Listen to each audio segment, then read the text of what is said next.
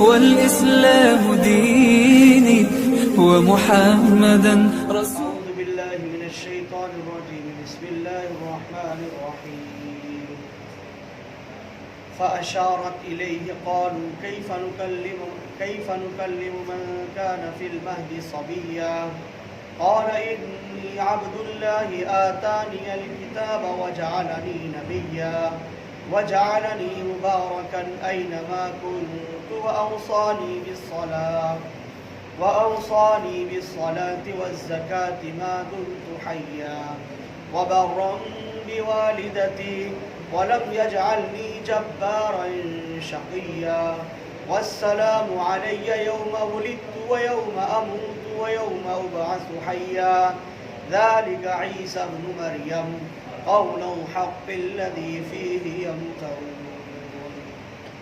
ما كان لله أن يتخذ من ولد سبحانه إذا قضى أمرا فإنما يقول له كن فيكون وإن الله ربي وربكم فاعبدوه هذا صراط مستقيم. فاختلف الأحزاب من بينهم فويل للذين كفروا من مشهد يوم عظيم أسمع بهم وأبصر يوم يأتوننا لكن الظالمون اليوم في ضلال مبين. وأنذرهم يوم الحسرة إذ قضي الأمر وهم في غفلة وهم لا يؤمنون إنا نحن نرث الأرض ومن عليها وإلينا يرجعون. صدق الله مولانا العظيم.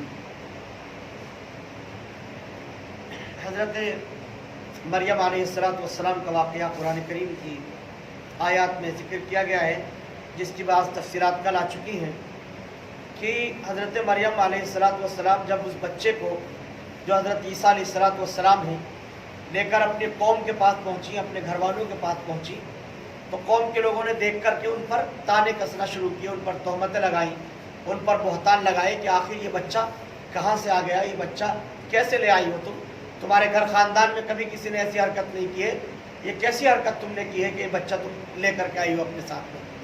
تو حضرت مریم علیہ السلام کو چونکہ اللہ کی طرف سے حکم ہو چکا تھا، اس لیے انہوں نے خود کوئی جواب نہیں دیا. انہوں نے کہا کہ مجھے تو روزے کا حکم ہے، میں آج کسی انسان سے بات نہیں کروں گی، اگر تمہیں کچھ پوچھنا ہی ہے تو اس بچے سے پوچھ لو. پالنے میں حضرت عیسیٰ علیہ السلام تھے، اشارہ کیا کہ ان سے پوچھ لو اگر کچھ پوچھنا ہی ہے.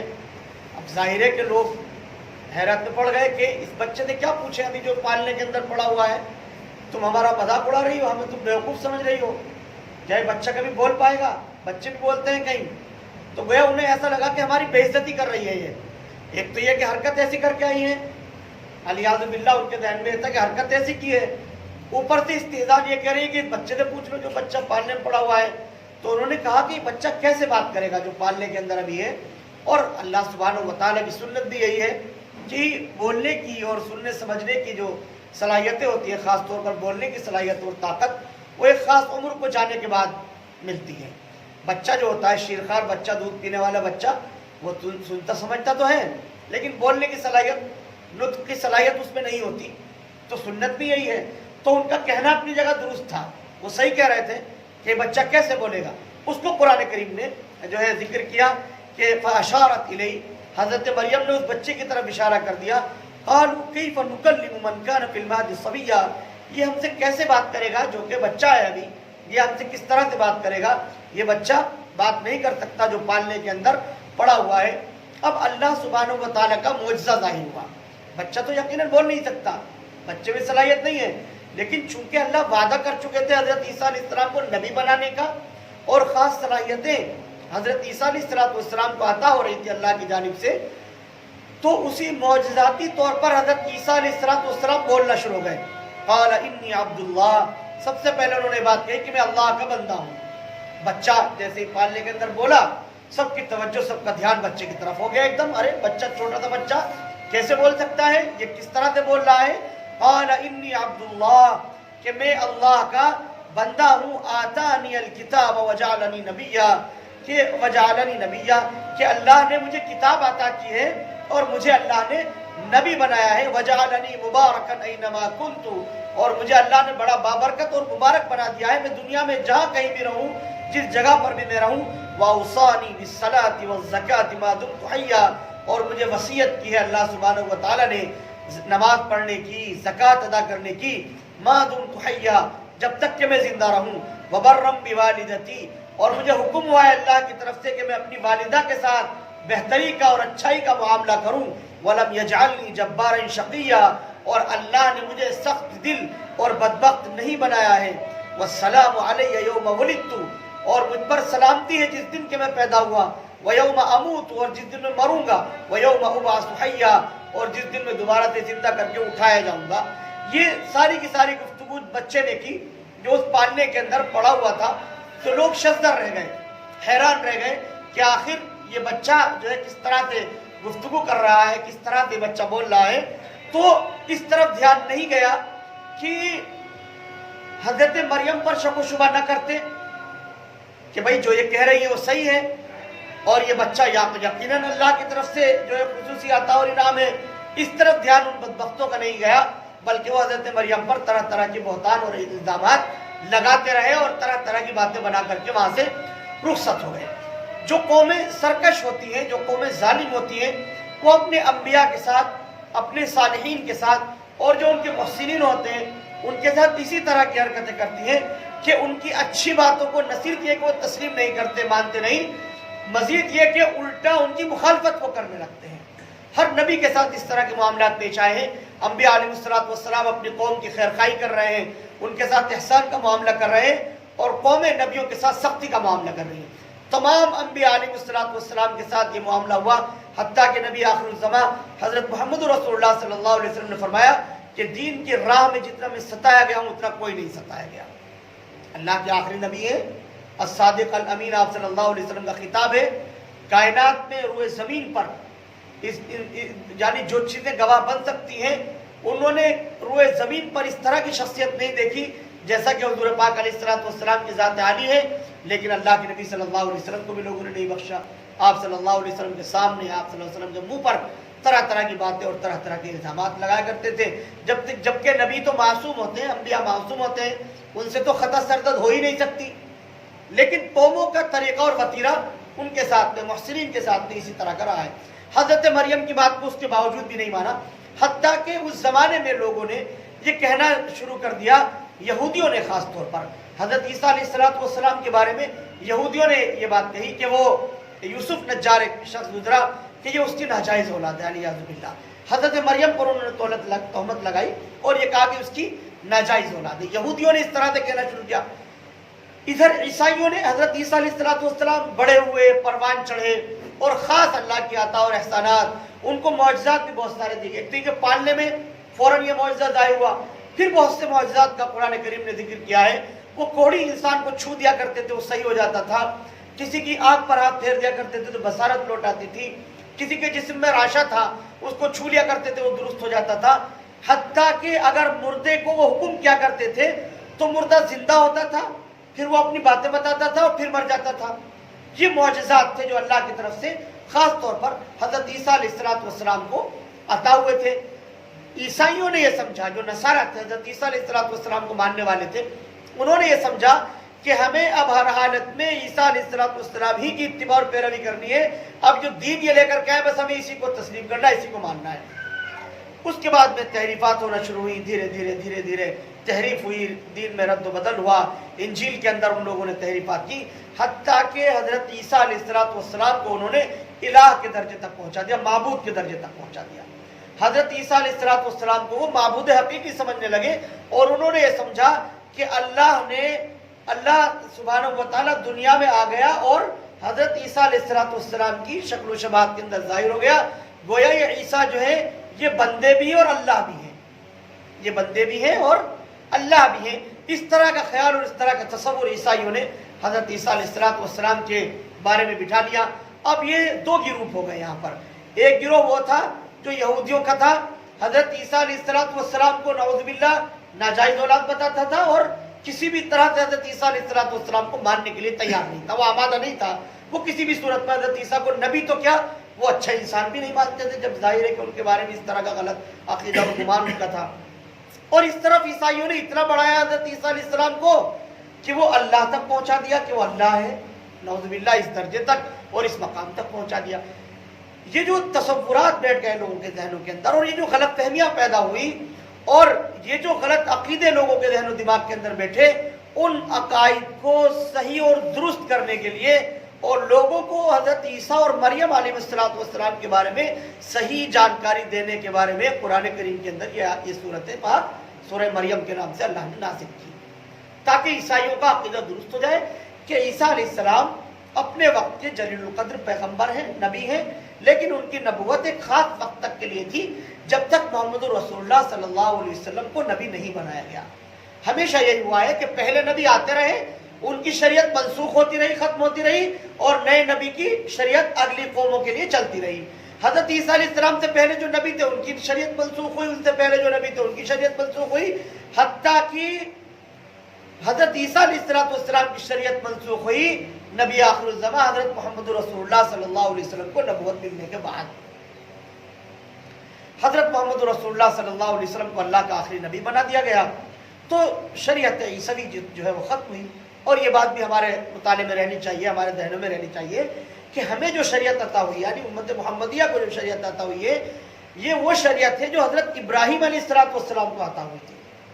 یہ 100% نئی شریعت نہیں ہے جو ہمیں ملی ہوئی ہے، جس شریعت پر ہم عمل کرتے ہیں یہ 100% نئی شریعت نہیں ہے، بلکہ یہ حضرت ابراہیم علیہ السلام کو جو شریعت دی گئی تھی یہ وہ شریعت ہے۔ حضرت ابراہیم کا بھی ذکر آئے گا آگے، اللہ تعالیٰ نے ذکر کیا ہے، اللہ کے نبی حضرت محمد رسول اللہ صلی اللہ علیہ وسلم کو حکم دیا گیا کہ آپ کو ابراہیم کی شریعت کی اتباع کرنی ہے جو حنیف ہے۔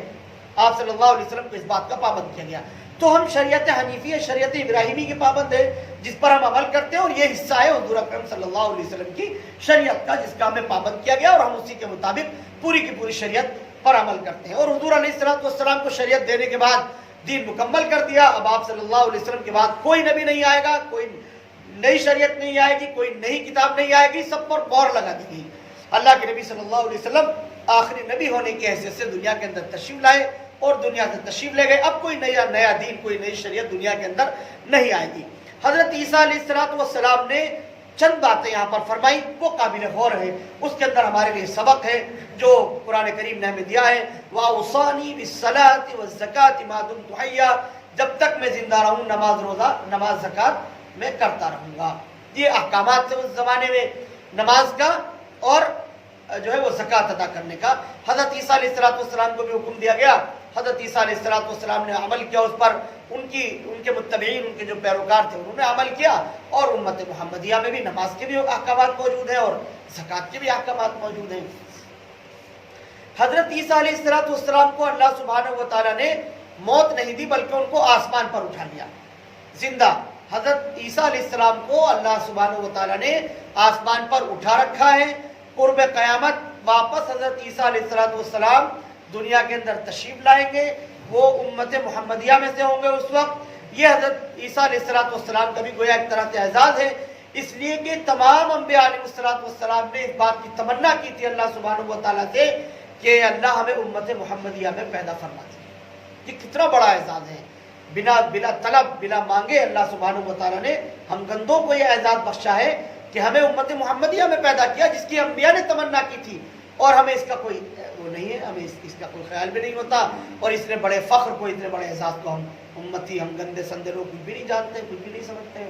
یہ جو بڑا اعزاز ہے، حضرت عیسیٰ علیہ السلام کی جو شریعت تھی وہ شریعت نہیں چلے گی، بلکہ حضرت عیسیٰ علیہ السلام شریعت محمدی کو فالو کریں گے۔ یہ بھی ایک احساس کی بات ہوگی، اور ان کی تمنا اور ان کی خواہش پوری ہوئی کہ وہ امت محمدیہ میں اس طرح سے آئیں گے۔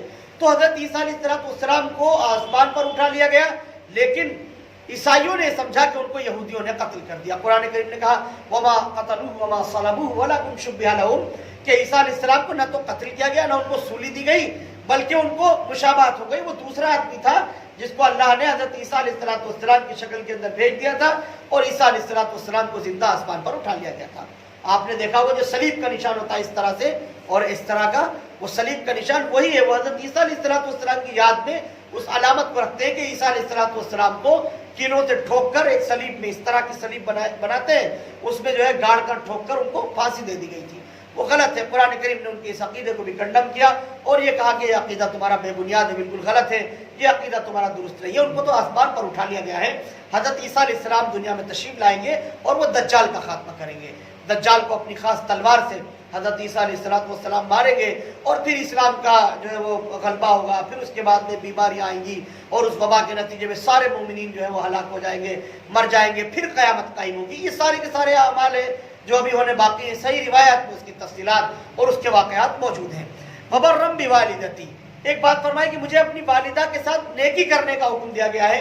चूँकि बाप से पैदा नहीं हुए हैं, माँ से पैदा हुए हैं, तो इसको भी क्लियर कर दिया गया कि अपनी वालिदा के साथ मुझे खास हुक्म दिया गया अल्लाह की जानिब से कि मैं अपनी वालिदा के साथ नेकी का मामला करूं, अच्छाई का और बेहतरी का मामला करूं। और मैं किसी के लिए भी जाबिर और सख्त दिल बना करके पैदा नहीं हुआ हूं। मैं सख्त दिल नहीं हूं, बल्कि नरमी के साथ अल्लाह ने मुझे पैदा किया है। और फिर सलामती की बात फरमाई कि जिस दिन मैं पैदा हुआ और जब तक जिंदा रहूंगा, वयौम उबअसु हय्या, और मैं दोबारा जिंदा किया जाऊंगा। उससे मुराद आखिरत में जब दोबारा जिंदा किया जाएगा, वो वाला उठ जाना मुराद है। आखिरत में जब सबको उठाया जाएगा, उस वक्त तक अल्लाह की सलामती हो हजरत ईसा अलैहिस्सलाम पर। इसके बारे में फरमाया ज़ालिका ईसा इब्न मरियम क़ौलुल हक़्क़ अल्लज़ी फ़ीही यमतरून, ये ईसा इब्न मरियम है जो कौल हक है उन तमाम बातों के लिए जिसको शक व शुबे के अंदर पड़े हुए थे। जो यहूदी जो कुछ कर रहे हैं वो गलत, ईसाई उनके बारे में जो कुछ अकीदा रखते हैं वो गलत, सही ये है जो हम बता रहे हैं। कुरान करीम में जो आयत नाज़िल हुई और हज़रत मरियम को जो अल्लाह की खुसूसी आता हुई और उनको जो हज़रत ईसा अलैहिस्सलाम की शक्ल में बेटा आता हुआ, ये पाकीज़गी के साथ, खुसूसियत के साथ उनको आता हुआ है। इसमें किसी तरह की तोहमत की या हज़रत मरियम अलैहिस्सलाम पर किसी भी तरह का इल्ज़ाम लगाने की ज़र्रा बराबर गुंजाइश नहीं है। अल्लाह की तरफ से खुसूसी तौर पर सारा का सारा मामला हुआ है, जिसको कुरान करीम ने यहाँ पर महफूज किया और सूरह मरियम में है। अब आप देखिए कि जब सूरह मरियम के बारे में हम ईसाइयों से बात करते हैं, गैर मुस्लिमों के पास जाते हैं मैदान दावत में और सूरह मरियम के बारे में बताते हैं, हम कहते हैं कि हजरत मरियम के बारे में उनके नाम से कुरान करीम में पूरी सूरत मौजूद है। तो जो सच्चे ईसाई हैं, जो ईसाइयत का मुताला रखते हैं, जिनको ईसाइयत के बारे में मालूमात है, वो एकदम चौकन्ने हो जाते हैं, ध्यान से सुनते हैं बात कि अच्छा मरियम के बारे में क्या कहा है कुरान करीम ने।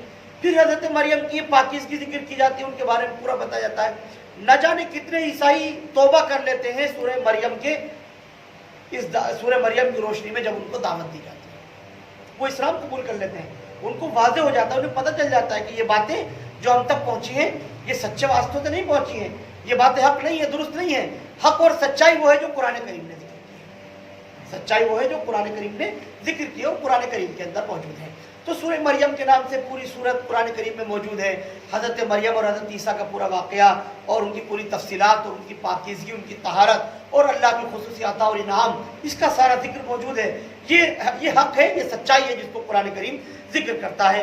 मा कान लिल्लाहि अन यत्तखिज़ मिन वलदिन सुब्हानहू, अल्लाह के लिए ये बात रवा और मुनासिब नहीं है कि वो किसी को अपना बेटा बनाए, वो तो पाक है, मुक़द्दस है, अल्लाह को ज़रूरत और एहतियाज नहीं है। ये क्या कह रहे थे ईसाई हजरत ईसा के बारे में कि अल्लाह के बेटे हैं।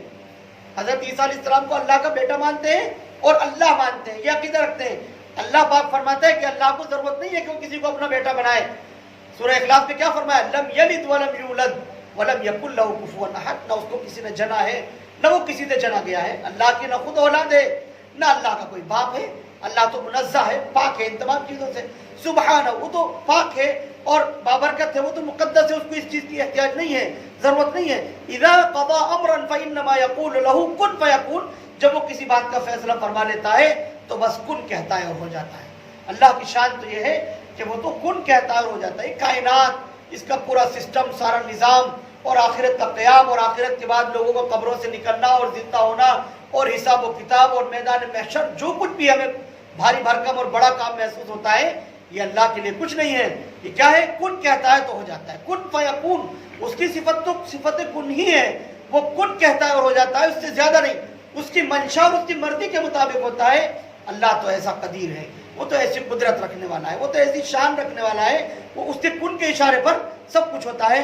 व इन्नल्लाह रब्बी व रब्बुकुम फअबुदूह, और बेशक अल्लाह मेरा भी रब है तुम्हारा भी रब है, फाबुदू, उसी की इबादत करो। ये उसको छोड़कर इंसानों को तुमने माबूद बना लिया, पत्थरों को तुमने माबूद बना लिया, गोबर को, गाय बैल भैंस को तुमने माबूद बना लिया, आखिर क्या तमाशा है ये? फाबुदू, उसी की इबादत करो, अल्लाह की इबादत करो। अल्लाह इस लायक और इस काबिल है कि उसकी इबादत की जाए, उसकी परस्तिश की जाए।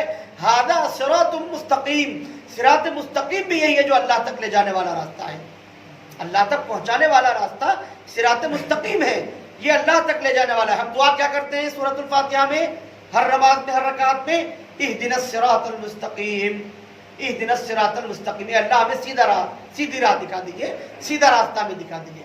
तो सीधा रास्ता कौन सा है? सीधा रास्ता वो रास्ता है जो अल्लाह तक ले जाने वाला है। तमाम अंबिया एक अल्लाह की तरफ बुलाने वाले थे, तमाम अंबिया सिरात मुस्तकीम की तरफ बुलाने वाले थे। सब अंबिया अलैहिस्सलाम ने यही ऐलान किया, लेकिन क्या हुआ? फख्तलफल अहज़ाब मिन बैनिहिम, लेकिन उन कौमों ने, उन जमातों ने जो कुछ भी उनके पास था उसको लेकर के उन्होंने इख्तिलाफात किए। फवैलुल लिल्लज़ीन कफरू मिन मशहद यौमिन अज़ीम, इन लोगों ने गिरोहों में आपस में क्या कर लिया? इख्तिलाफात डाल लिए आपस में, जो जिसके पास जो कुछ भी था, जो भी शरीयत की कुछ बात थी, दीन की कोई बात थी, जो जिसका जितना इल्म रखता था, उसको लेकर के उन्होंने इख्तिलाफात डालना शुरू किया। नबी की बात को पसे पुष्ट डाल दिया, नबी की बात को तस्लीम नहीं करते थे। लेकिन फिर फरमाया फवैलुल लिल्लज़ीन कफरू मिन मशहद यौमिन अज़ीम, चुनांचे जिस दिन एक जबरदस्त दिन का मुशाहिदा करेंगे, बड़ा दिन, मशहद यौमिन अज़ीम, वो दिन जो सबको मुशाहिदे के तौर पर सबके सामने जाहिर हो जाएगा, उस दिन उनकी बड़ी तबाही होगी, उस दिन उन लोगों की बड़ी तबाही हो जाएगी। वो दिन मुशाहिदे का दिन होगा, थ्योरी नहीं होगी, बल्कि वो मुशाहिदा होगा, उनके सामने होगा। वो अपनी आंखों से उस बड़े दिन को देख रहे होंगे कि अल्लाह सुब्हानहू व तआला ने हिसाब व किताब के लिए अव्वल आखिर सबको जमा कर लिया है, और एक एक लम्हे का अल्लाह सुब्हानहू व तआला हिसाब ले रहे हैं। अब वो जान बख्शी नहीं होने वाली है। वो दिन उनके लिए यकीनन तबाही का दिन होगा जिन्होंने कुफ्र का इर्तिकाब किया। किन लोगों के लिए? काफिरों के लिए। फवैलुल लिल्लज़ीन कफरू, बुराई और बर्बादी और तबाही उन लोगों के लिए जिन्होंने कुफ्र किया है मिन मशहद यौमिन अज़ीम, उस बड़े दिन के मुशाहिदे से जो उनके ऊपर आने वाला है। अस्मि बिहिम व अबसिर यौम यअतूनना लाकिन ज़ालिमून अल-यौम फी ज़लालिम मुबीन, जिस रोज ये हमारे पास आएंगे उस दिन ये कितने सुनने वाले और देखने वाले बन जाएंगे। उस दिन देखने वाले, सुनने वाले, इनको जो है वो दिखाया जाएगा, बताया जाएगा, सिखाया जाएगा। लेकिन क्या होगा? यौम यअतूनना लाकिन ज़ालिमून अल-यौम फी ज़लालिम मुबीन, ये लेकिन ये जालिम लोग आज खुली हुई गुमराही में होंगे, इनके ऊपर गुमराही भी वाज़ेह हो जाएगी। ये सब कुछ देख रहे होंगे, हर चीज़ का मुशाहिदा कर रहे होंगे, लेकिन ये खुली गुमराही में पड़े हुए थे। इसका मुशाहिदा और इसका यकीन और इत्क़ान भी इनको हासिल हो जाएगा। वअन्ज़िरहुम यौमल हसरति इज़ क़ुदियल अम्र, और आप डराइए पैगम्बर, इनको डराइए उस पछतावे के दिन से, ये हर बात का आखिरी फैसला जिस दिन हो जाएगा, उस दिन यानी क़यामत के दिन अल्लाह की जानिब से हर चीज़ का बिल्कुल आखिरी फैसला होगा। इज़ क़ुदियल अम्र, हर चीज़ का फैसला होगा। वहुम फ़ी ग़फ़लतिन वहुम ला युमिनून, और अभी वो गफलत में और ईमान नहीं ला रहे हैं। आप इनके सामने वाज़ेह कर दीजिए, दावत मुकम्मल कर दीजिए, ताकि ये ईमान ले आए और इस गफलत की ज़िंदगी से ये बात आ जाए। इन्ना नहनु नरिसुल अर्ज़ व मन अलैहा, बेशक हम हैं जो वारिस रहने वाले हैं इस ज़मीन पर, वमन अलैहा, जो कुछ इसके अंदर है, व इलैना युरजाऊन, और हमारी तरफ पलट कर के आना है। इस ज़मीन में ये इंसान बाकी नहीं रहेंगे, सूरज, चांद, सितारे, दरिया, पहाड़, कुछ भी बाकी नहीं रहेगा। इन्ना नहनुल वारिसून, हम इन्ना नहनु नरिसुल अर्ज़, इस ज़मीन को हमने आबाद किया है, जो कुछ उसके अंदर है हम इसके वारिस बनने वाले हैं। असल वारिस कौन है? यानी मकसद ये है कि इस दुनिया के अंदर नाम सिर्फ अल्लाह का बाकी रहने वाला है। दुनिया की सारी चीज़ें ख़त्म हो जाने वाली हैं, मिट जाने वाली है, कोई चीज़ बाकी नहीं रहने वाली है। सदा नाम अल्लाह का है जो बाकी रहेगा। दुनिया की सारी चीज़ें मिट जाएंगी, ये कायनात ख़त्म हो जाएगी, अल्लाह का नाम बाकी रह जाएगा। अभी भी वक्त है कि लोग गैरुल्लाह को छोड़कर एक अल्लाह की तरफ आ जाएं, ताकि वो सिरात मुस्तकीम पर चलें, सीधी राह पर चलें और अल्लाह की रज़ा और खुशनुदी उसको हासिल हो जाए। अल्लाह सुब्हानहू व तआला हम सब का हामी व नासिर हो। अल्लाह सुब्हानहू व तआला हम सब को पक्की सच्ची इबादत की तौफीक अता फरमाए। आमीन। व आखिरु दावाना अनिल हम्दुलिल्लाहि रब्बिल आलमीन। Thank you for watching Mufti Ashik Phulati.